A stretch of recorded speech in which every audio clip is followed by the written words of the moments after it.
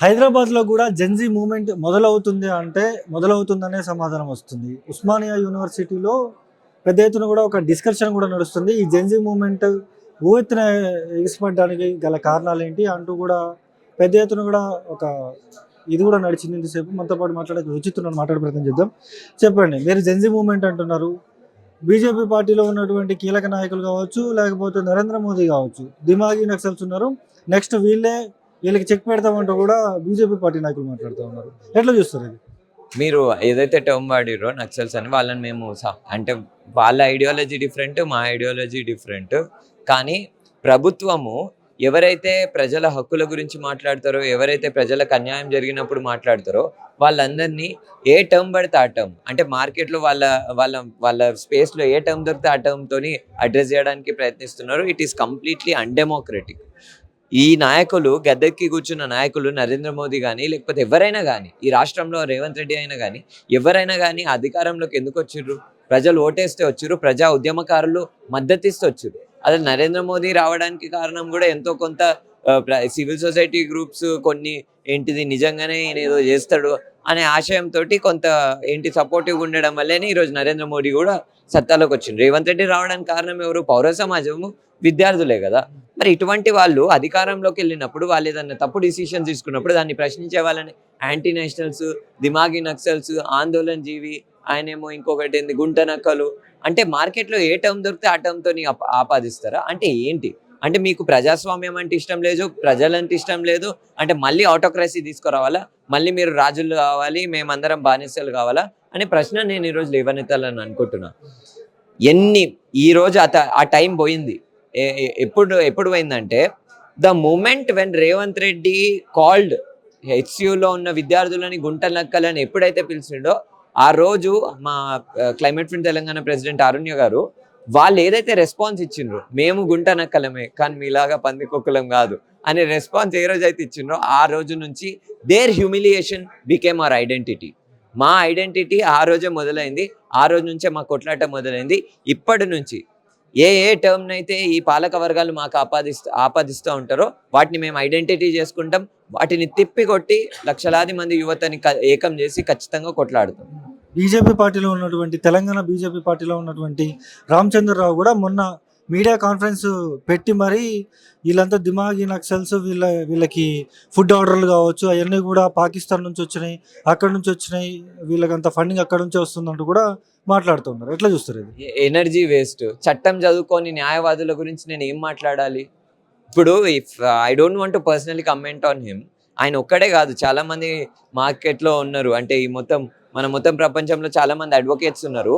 Constitutional principles తెలియని advocate ఏం advocate ఆయన? నాకు అర్థం కాదు.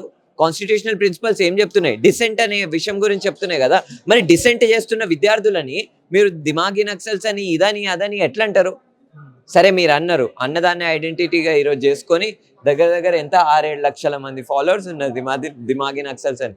కాబట్టి మీ ప్రభుత్వాన్ని మీరే కూల్చుకోవడానికి ప్రయత్నించకండి. మాకు మీరు ఎన్ని సెటైర్లు వేస్తే, మా మీద ఎన్ని హ్యూమిలియేషన్ ట్యాగ్లు వేస్తే అంతమంది పెరుగుతారు, మేము అంతమంది ఏకమవుతాం. అండ్ ఈ దేశంలో ప్రజాస్వామ్యాన్ని ఖచ్చితంగా ఎస్టాబ్లిష్ చేస్తాం. రాసి పెట్టుకోండి, ఇంకో 5 సంవత్సరాల్లో you will see democracy back in this country. BJP party ఏ పథకం తీసుకొచ్చినా దీన్నంతా కూడా వ్యతిరేకించే ఈ జెన్జీ బ్యాచ్ ఉంది. బీజేపీ పార్టీ ఏ పథకం తీసుకొచ్చినా దాన్ని వ్యతిరేకిస్తారు అంటూ కూడా మాట్లాడుతున్నారు. మీరు బీజేపీ వ్యతిరేకులా?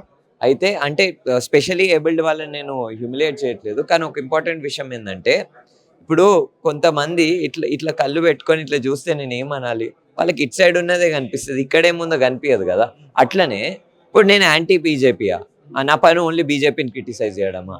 ఎప్పుడైతే జంతర్ మంతర్లో మేము ఉద్యమం చేస్తున్న టైంలో ప్యారలల్లీ మా గ్రూప్ క్లైమేట్ ఫ్రెండ్ తెలంగాణ ఒక స్ట్రాంగ్ కొట్లాట చేస్తుండే తెలంగాణ ప్రభుత్వం మీద.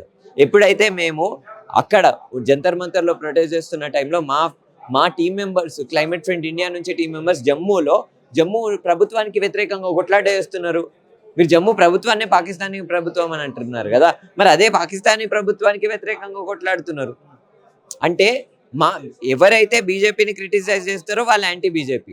ఇదే ట్రెండ్ ఇప్పుడు అన్ని రాజకీయ పార్టీలు ఫాలో అవుతున్నాయి. మేము కాంగ్రెస్ని, ఇప్పుడు రాష్ట్రంలో కాంగ్రెస్ని క్రిటిసైజ్ చేస్తే వాళ్ళేమో మమ్మల్ని బీజేపీ ఏజెంట్ అంటారు, లేకపోతే బీఆర్ఎస్ ఏజెంట్ అంటారు, లేకపోతే ఆ టీఆర్ఎస్ ఇప్పుడు కవితక్క కూడా మార్కెట్లో వచ్చు టీఆర్ఎస్ ఏజెంట్లు అంటారు. ఇంకా కొద్ది రోజులు అయితే మల్లన్న అందరి పేర్లు వచ్చేస్తాయి. ఇంకా ఎంతమంది పార్టీలు పెడితే అంతమంది ఏజెంట్లు అవుతాం ఇప్పుడు.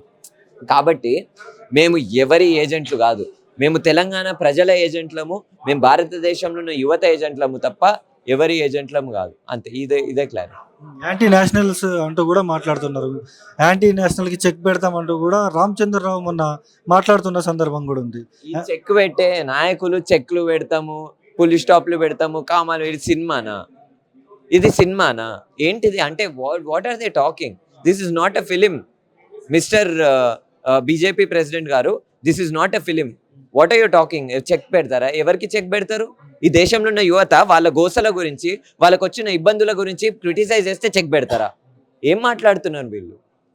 ఈ మెసేజ్ కేవలం బీజేపీ ప్రభుత్వానికే కాదు, బీజేపీ పార్టీకే కాదు, కాంగ్రెస్కి, ఆమ్ ఆద్మీ పార్టీకి, అన్ని రాజకీయ పార్టీలకి. వీళ్ళు ఇంత మాట్లాడుతున్నారు కదా, ఆమ్ ఆద్మీ పార్టీ వాళ్ళు కానీ మిగతా వాళ్ళు, వాళ్ళ రాష్ట్రాల్లో వాళ్ళు ఏం చేస్తున్నారు?